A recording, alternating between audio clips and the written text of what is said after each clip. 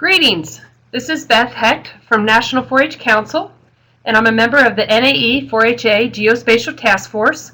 Welcome to the second of 4 Geospatial Webinars. It's a series of webinars preparing for the 2013 4-H National Youth Science Day Experiment and beyond. These webinars are being conducted by members of the NAE4-HA Geospatial Task Force in partnership with National 4-H Council and ESRI. Today's topic, Storytelling with Maps, will be presented by Joseph Kursky. Joseph works as a geographer and education manager for Esri, an international GIS company. I believe I can summarize Joseph's endless credentials by saying he's truly a premier geospatial guru. His passion for geospace is only surpassed by his passion to teach others about its relevance. He's one of 4-H's biggest advocates and an author of multiple resources found useful by educators from all over. We're delighted to have Joseph present today's webinar, and I feel certain that you'll learn about new opportunities beyond the National Youth Service Day event itself. Before I turn it over to Joseph, though, let's first visit our itinerary. Our main objective in conducting the NYSD Geospatial Webinar Series is to help professionals or key volunteers to become more knowledgeable so that they're comfortable to lead or train others to lead an NYSD geospatial activity, and secondly, to go beyond just the NYSD event and lead additional geospatial activities with youth. Now, this particular webinar will be focusing on extended geospatial opportunities, going beyond just the 4-H NYSD Day. This webinar will give you a taste of how story maps can be used in education, and also how you or your 4-Hers can create your own personal story maps to support educational experiences. And finally, we'll share how you can learn about additional resources and engage with one another to further support your learning in your programs. So with that, I will now turn it over to our presenter, our geospatial guru, Joseph Kursky. Joseph? Greetings. Thanks, Beth. Hi, everyone. Joseph Kursky here with you. I am so thrilled to be a part of this. As Beth said, I have long loved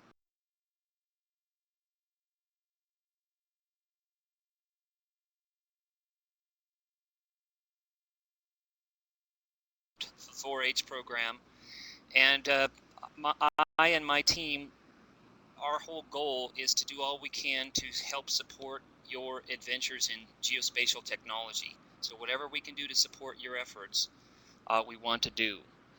Now, I would like to just begin by showing you a slide that gets into what we were going to talk about today, and that is story maps. Story maps are, as I say here, a set of tools, data, multimedia, so pictures, video, sounds, and live web maps that provide a real platform for telling detailed stories. Now, these stories can be about a wide variety of scales and themes and content. So I want you to think about not just the story maps that I'll show you today, but think about what kind of stories could you tell about your own community or an issue that you're concerned about. And probably more importantly, what could you encourage your 4-Hers to tell about? Now, I know what you're saying. You're probably thinking, well, Joseph, maps have been used to tell stories for decades, for centuries, really. So what's the big deal? Well, I hope to demonstrate what the big deal is, because in my way of looking at it, yes, it's building on that centuries-old, really millennial-old method of telling stories with maps. Maps are powerful sources of information, as you well know. And so it's in that sense it's no different. But now you've got these really rich set of tools and capabilities at your fingertips to allow you and your 4-H folks to tell some meaningful stories and to communicate the results of, let's say, a research project they're working on or an investigation that they're undertaking.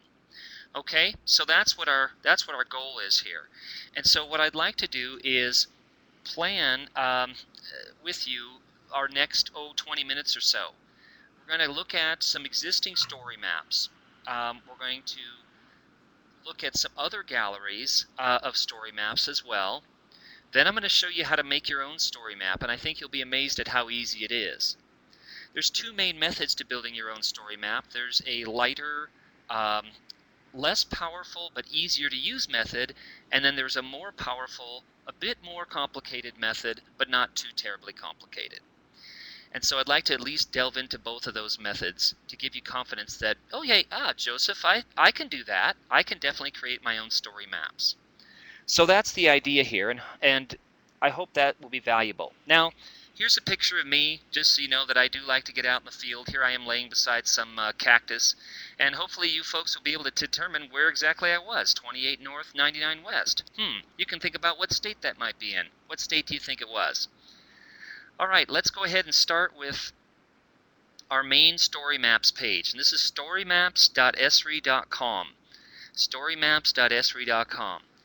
And this is a gallery of story maps that have been created by Alan Carroll and his team here at Esri.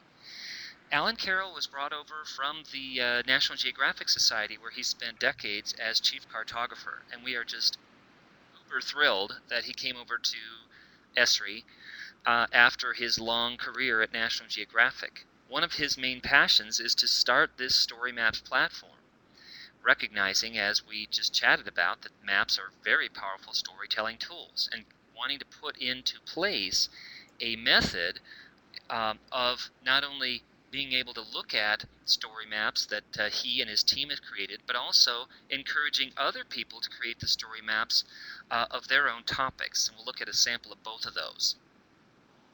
So if you do nothing else after today's webinar, I just encourage you to go to storymaps.esri.com and browse around in there and see what kinds of things that are out there, and then building some lessons actually, or sparking some investigations with your 4-Hers about what kinds of things these display. So for example, I'm going to look up hurricanes, and one of the favorite story maps that I use frequently in teaching is this 10 most damaging hurricanes of all time. This kind of sparked from my reading a number of years ago of the book Isaac Storm. Isaac Storm is a book about the 1900 Galveston hurricane. And Isaac Storm gets into the Galveston hurricane from 1900. And the Galveston hurricane from 1900, I'm going to click on number 3 here, which is right here. You can see again, it's a live web map. So as I pan around on the map, you can see the track of the Galveston hurricane, and you can actually track where it was every 6 hours as it moved across Cuba. Now, what's interesting about the 1900 hurricane is that, it was the 20th century now. Hey, everything's good. We've got a handle on preparing for natural disasters and so on, and ended up being the most destructive natural disaster ever to strike the U.S., over 8,000 deaths, and by some reports as many as 12,000. So why was it so destructive? Well, for one reason, folks were sort of discounting what these folks down here in the Caribbean were saying. Hey, this hurricane is heading right for you, and they were saying, no, it's gone north. But Isaac Klein is the sort of the protagonist, if you will, of the book. It's a nonfiction book, though, detailing what happened during the 1900 hurricane. Now, one nice thing about this is that since it's ArcGIS Online, I can quickly zoom into where the hurricane crossed Galveston Island. And what I've got in here in my lesson that accompanies this story map is, why is it a bad idea really to build on a barrier island? What are the pros and cons? I recognize there are pros. Pros, hey, you've got a nice beach usually on these barrier islands. It's a nice place to have a vacation, maybe a nice place to have a house, a temporary house for you, in the summertime or something like that. But in terms of barrier islands, they're oftentimes the first, obviously, place where the hurricane would come ashore. So as you can see here, the Galveston hurricane went right across the Galveston Island. Interestingly also, this particular hurricane track, as you can see, was very unusual in that it had this very wide arc through the mid part of the country. And as you can see, that it actually moved up into Lake Michigan and killed some people on some boats in Lake Michigan several days after it hit Galveston. So you can take a look at all of the hurricanes, the 10 most damaging hurricanes of all time in this particular story map. But this is just one story map. Lots of neat things you can do with this. Okay, so what we've got also here is there's another story map that came online about a month ago when the 150th anniversary of the Gettysburg Battle occurred. So Esri and Smithsonian worked together to create this map of the Gettysburg Battle. And one of the interesting things that I want you to take note when this pops in is that you can use different base maps for your story maps. Now on the story map of the 10 most destructive hurricanes, what we saw was we were looking at an image base, right? But it doesn't have to be an image base. It could be a topographic map. It could be a map of your community with population in it, population change over time, ethnicity. It could be diversity. It could be median age. It could be anything that you could take advantage of from what's called the ArcGIS Online platform, which was referred to 2 weeks ago by Beth and Christy. This is an online web GIS environment. So as we think about what kinds of base maps you would want in your story map, I just wanted to point out this one from Gettysburg because you can actually do this. Now, I did see that question about do you have to have any sort of software installed? No, and as we're waiting for that Gettysburg map to come up, out here on ArcGIS Online, you do not have to have any sort of software installed at all. I'm just using a web browser. So if I start a map in ArcGIS Online, you've got a web map there and you can add content to it. So for example, if I wanted to add median age, I'm just going to search for it and add median age, and after I do so, there's my median age, and there I can see some interesting patterns there in that. So I'm going to pop up a legend, and I can see that some parts of the country are older than other parts, and if I zoom out to the state level, I can see that by state, we've got some states that are older, for example, Maine, and some states that are younger, like Utah, Idaho, Alaska, and Texas. So this is scale-dependent kind of data. I'm not logged in. I'm not doing anything software-wise except running a web browser. So it's a really rich kind of environment. And what we want to do is we want to use that environment to go to things like the Battle of Gettysburg. So here's the Battle of Gettysburg as told in the story map. So you can see you've got some text here, and you've got a little timeline here that talks about what happened when. You've got this old historical map that's been scanned and used as the base map in this particular case. And of course I can zoom in and zoom out and that sort of thing. As I go outside the Battle of Gettysburg, it's a new topographic map. But if I go inside Gettysburg, it's actually the map that existed as of 1863. So I think one of the really powerful things about this is the same thing that's powerful about web maps and GIS generally, and that is you're really adding the spatial perspective so you can really see why certain battles happened where they did. You can see the effect of topography and the effect of time and the pros and cons of positioning your army or armies on different hills. So again, storymaps.esri.com. We've been browsing around there. We started with the hurricanes map and we moved to the Gettysburg map. Now, I don't want you folks to think that it's just a bunch of Esri people, a bunch of sort of geo-geeky type people that are creating these things.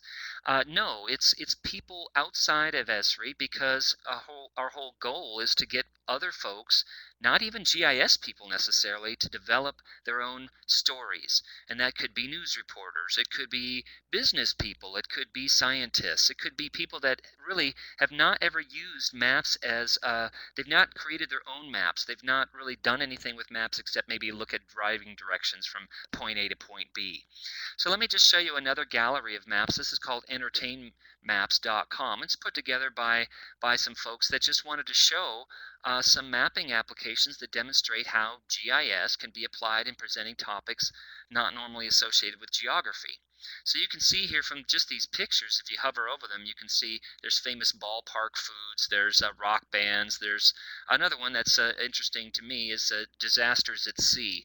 So I'm going to go ahead and pull up the disasters at sea, and you can see that this uses, again, ArcGIS Online as the base map. In this case, it's the ocean's base map. The ocean's base map is really quite interesting because we developed it so people could see that, yeah, the ocean's got a lot of variability, right? So often maps of the world show this just sort of, blue expanse or gray expanse, depending on um, the map that you're looking at. But in this case, if we zoom in, for example, you can really see the effect of the Grand Banks of Newfoundland and the predominance of ice that flowed down through the Labrador Sea and then moved southeast of Newfoundland into the Grand Banks, and then, of course, as no surprise, the Titanic. Now, another thing that I wanted to point out here is that, these are maps created by folks, and so people make mistakes. And in this case, one thing that struck me was that it says on April 14th, 1910, the ship struck an iceberg. Well, that's not accurate. It's April 14th, 1912. So whoever keyed that in made a mistake. So I think it's just a good teachable moment. Maps are full of errors. It doesn't mean they're not useful, but just to use additional sources, and verify your sources, and don't just take, oh, just because it's on the internet, therefore it's perfect, and just because it's a map, therefore it's perfect. Well, as you know, that's not the case. And I think if we can get those 4-H students and other students really thinking critically about data, I think you've succeeded in large part. Anyway, so the interesting thing about this is that each one of these is linked, as the Gettysburg map is, to a story. So most of these stories, for example, the Empress of Ireland sinking in the St. Lawrence, you've got a link there, and most of these links are actually to Wikipedia. So I can figure out what went on with the Empress of Ireland and why it sank. Okay, so this is Disaster at Sea, and it was from this Entertain Maps site, which, as I showed you, is just a conglomeration of several things. The last thing I wanted to show is something that I found kind of recently in a community in Canada. We've been looking at sort of some local things like Gettysburg, some global things like the shipwrecks. But here's a web map. It's actually a story map put together by some folks up in Canada, and looking at street scenes and how they changed over time. You can see this particular scene over by Ottawa changed quite a bit. It's actually quite a bit more wooded now than it was in the 1920s. So you can use that as how have urban areas changed over time, and why have they changed over time. So if we look here at this place down by this canal, you can see what it looked like in 1974 and what it looked like in 2011. So there's a bit of change even over 40 years. All right, so those are a couple of story maps that are out on this entertainmaps.com. And what I want to do with the remaining time is not only to get you thinking about using things that other people have created, but how would I create my own?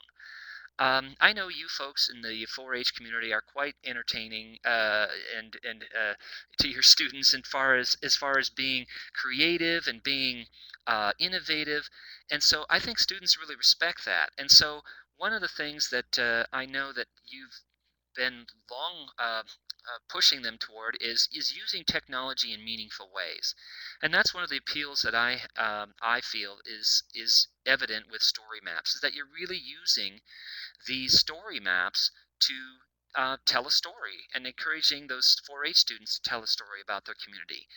Now, one of the things I love about the Esri conference is talking with the 4-Hers that attend that conference and just hearing about their story, whether it's about the Appalachian Trail or about water wells in their community and pH that they're measuring, or tree height and tree species, or landfills or litter in their community, or whatever.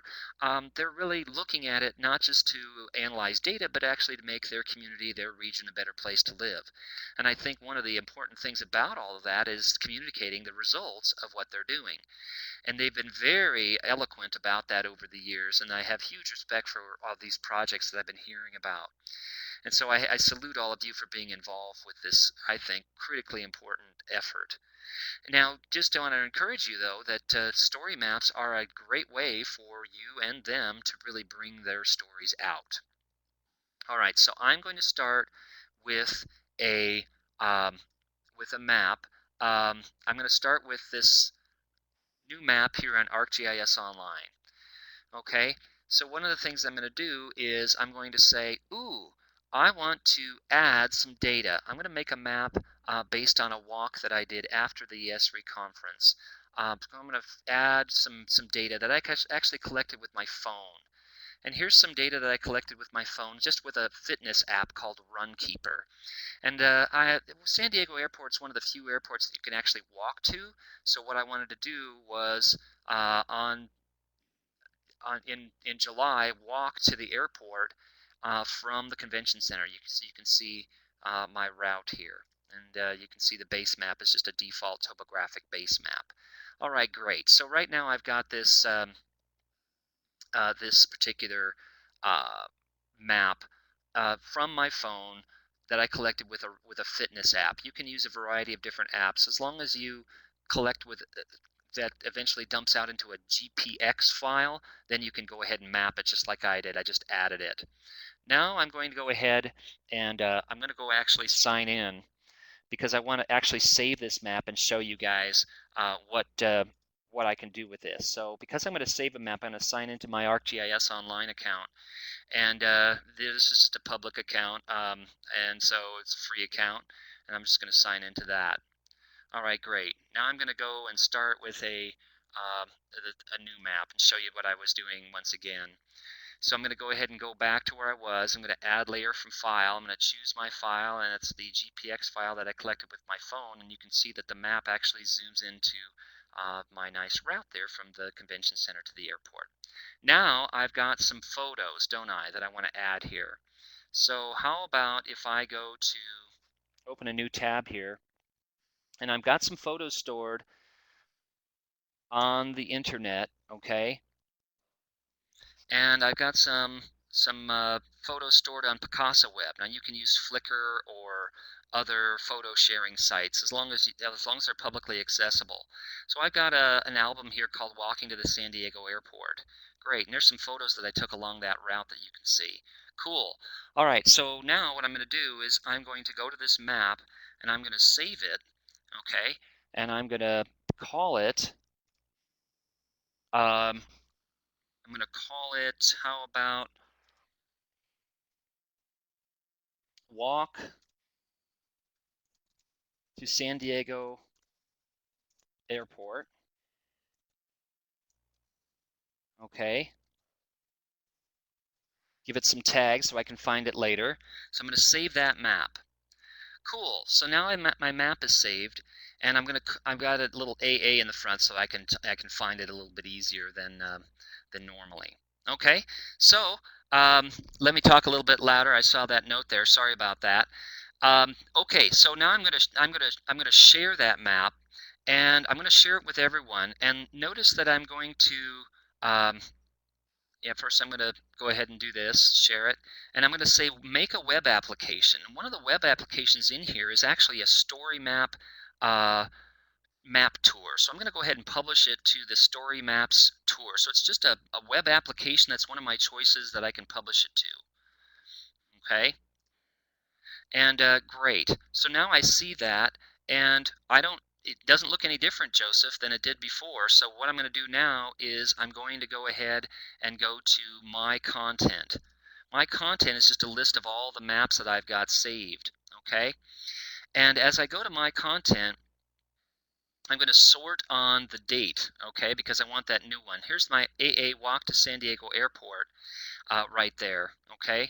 And my story map that I just published is a web mapping application that let's go ahead and see. Here's my photos, and my story map is, let's go ahead and open that, right? And there's my walk to the San Diego Airport that I just saved, and see how I saved it and I shared it with everyone, and that's great. So cool. So now I'm going to go back to my content so you can see that I've got that map saved in my content now. And this is just like a file that you'd save on your own computer. And so if you sort on date like I did, you can see that there's my walk to the San Diego Airport. And when I publish it to a web mapping application, which is something I'm going to go look at right now, I want you to see what the results are. The results actually, as you can see, here's the track that I originally had, and these are the photos that I actually pointed to my Picasa web account, which is, again, right here. I said I'm going to share the photos from this particular folder on my Picasa web account. So what it did is it pulled those photos over, and I've got now this set of dots, and I've got this live web map here, and I can actually go between each one of these. And if I click on here, there's me at the Star of India ship. Here it's my photo of the boat. Okay, so this is a simple example, right, of my walking route to the airport. Maybe it's not the most exciting example, but I hope it's showing you that, gosh, if Joseph can do this for a walk to the San Diego airport, well, then so much more can you do this for pH in water wells and so on. So that is how you do it. Yes, the pictures have to be online. They can't be on your local computer, so they can be in Flickr or PhotoBucket or Picasa Web or something like that. Now at the last minute I've got remaining, I want to show you one more map. I explained at the beginning that there are two main ways to make story maps. A map that is simple to do, and that's the one I went through just now. Gives you a little less power, but it's easy to publish. One that'll give you a little bit more power is something like this. So I'm going to open this one. Generally, no, you cannot use photos on Facebook because Facebook photos are generally embedded in all kinds of HTML gobbledygook. So it really needs to be some sort of regular photo sharing site. You could tinker with Facebook photos and see if they'll work, but they generally don't work as well. So here is a story map that I created for a conference I went to in Belgium not too long ago. And as you can see, as I zoom around, the images on the left side are actually scale dependent, and they depend on where I'm zoomed in. So the images have intelligence behind them, right? They know exactly where they're supposed to be. And so this particular story map, not only does it have these little thumbnails, but I've got little tabs across here. See, so I've got the city center, I've got some restaurants, I've got some live webcams in there. The nice thing about this is that even though I said that this is the sort of phase 2 after you practice making a couple of easy story maps, see how I've got these lines in here on this particular story map, and I've got some zones in here. So here's the harbor zone. All right, and so each one of these is linked to some text and an image. So this isn't that much more complicated. It's just I would consider this to be phase 2, because this you actually have to have hosted on a website. And if you've got a school website, great. If you've got Dropbox and you have a public folder in Dropbox, which everyone does if they do have Dropbox, you can host it on Dropbox. So those are two main ways, to summarize, two main ways to make story maps. The easy way in the more complicated, not too difficult though, way. So I just encourage you to look at some of these websites that we had in here. Story maps, and we looked at entertain maps, and then this website here that I pulled up that had my Belgium map and a couple of other things. I've got some landscapes across the United States. And then we practiced making a map for the San Diego airport. And then the Colorado map at the bottom there looks very similar to the Belgium one that I created. All right, I'm going to turn it over to Beth now. And if you've got questions, we're going to have a few minutes at the end. So, very good. Thanks. Thank you, Joseph. There's really some great examples and some sites that youth or an adult could just dive right into and explore. Before our time's up, I want to remind you all of some things that you should be taking some action on. A couple housekeeping things here. First of all, as we discussed in our first webinar, plan now for that media coverage of your NYSD event. Make sure you include that media. Let that be the primary. Get your events registered on the NYSD site. And you also should be ordering your NYSD kits. Those will be shipped out right around Labor Day. Next, we do want you to go to a different website, the 4h.org/my4h. This is where we'll be making the recorded webinars and other various resources, such as the sites that Joseph just referred to. Those are up on My4H. You'll log in there with the same username, which is your email, and the same password as you use for the NYSD site. And when you go there, go ahead and search on Science Day, as this is the universal tag we're going to be using to help locate additional NYSD-related resources. It's also the tag that you want to add to the resources that you have to share. Joseph has great resources, and you'll see in the coming weeks even additional resources, but we know you have things that you've come across too, so we encourage you to share those on My4H and tag those Science Day so that everybody can benefit. It's a site where we can all exchange ideas and resources instead of reinventing the wheel. If you're not familiar with the Next Generation My4H site, which launched in this past March, you go into the site and search My4H Tools, and you'll find other resources that will help you with the site.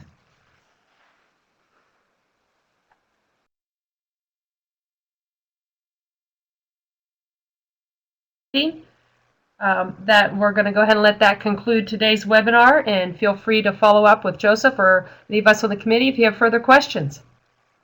Thank you. Thanks, Beth. Thanks, everyone. Take care. Keep up the good